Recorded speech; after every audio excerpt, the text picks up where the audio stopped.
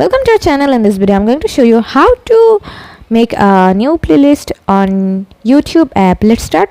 At first you have to open your YouTube app, then tap on the library. After this you can find out history option. After history option you can find out playlist option. If you tap on view all, you can view all of your playlist. Now I will show you how you can make a new playlist. If you scroll like this, then you can find out new playlist option. After tapping on here,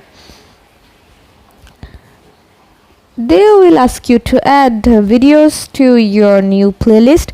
You can add the videos that you have watched recently. Now select the videos.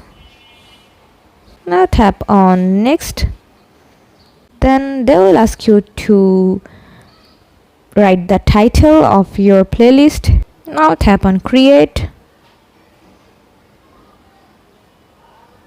Now let's see the list. In that way you guys can also make your own playlist on your YouTube account.